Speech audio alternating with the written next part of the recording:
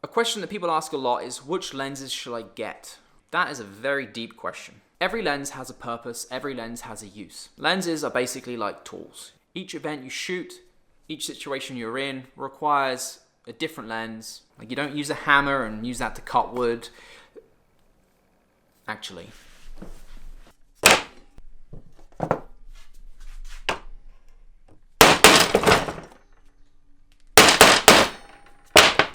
Nope, see, it doesn't work.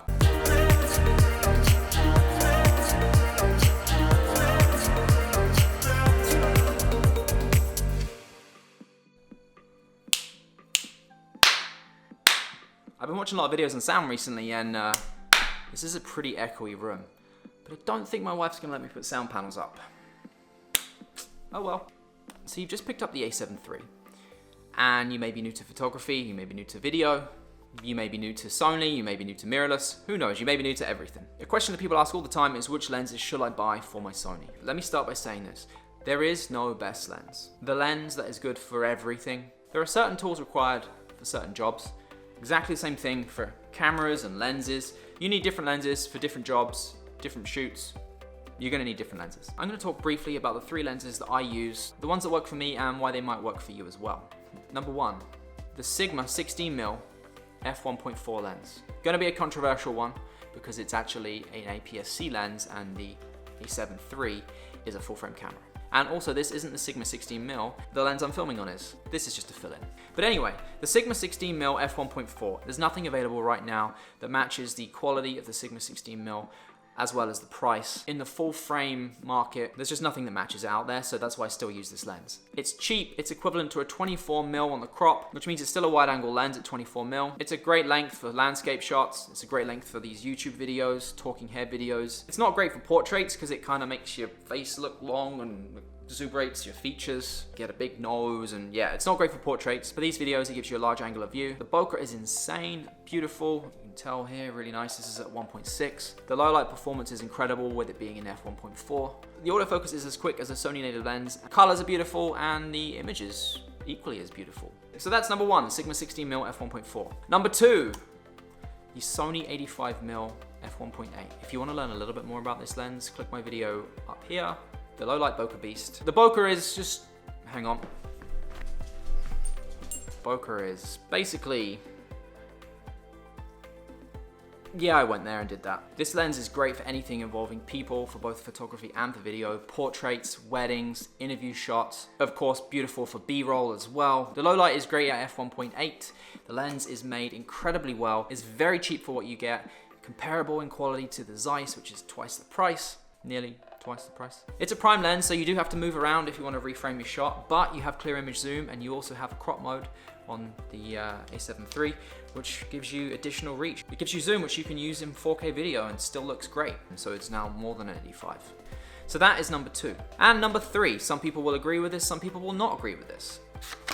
The 70-200 f4 Sony native sniper lens. Not snipers like military sniper, like sniper because you can stand from the back and zoom in and get shots from far away.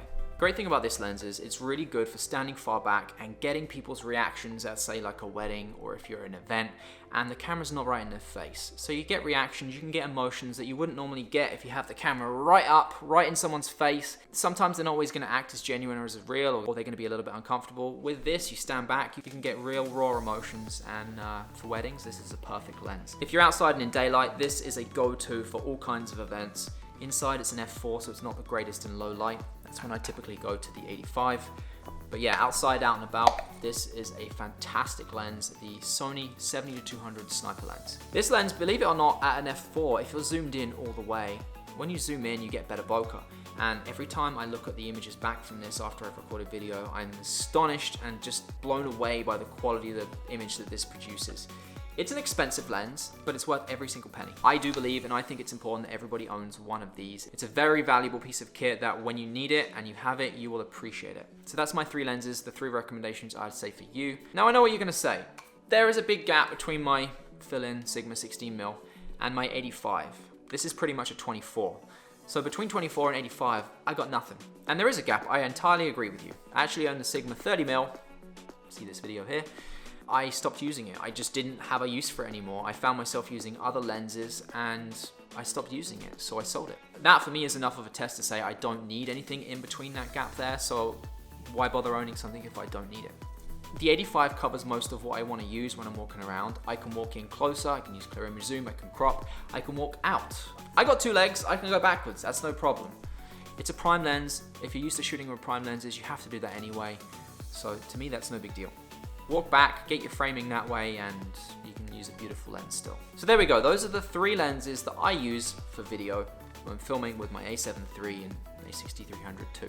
As I said, this is what I use. It may not be great for you, but to fill you in on kind of what I shoot and if these lenses might be good for you if you shoot similar things as well. I shoot weddings, I shoot small business videos, I shoot small commercial style things, I shoot content, and I shoot YouTube videos. Those are the things I shoot. And for me, the 7200, the 85, and the Sigma 16mm f1.4 are enough for me, and they work. And if you shoot similar stuff to what I do, it might work for you as well. Appreciate you watching today. Let me know down below, what are your 3 main lenses of choice? What lenses are always in your camera bag whenever you're out and about? What do you always use? What's your favorite lens too? Put that comment down below. Thanks for watching. Like down below, subscribe to my channel if you're not part of it already. Hit that little bell for me. That sends videos straight to you so you get them straight away. That's it for today, and I'll see you in the next one. See ya.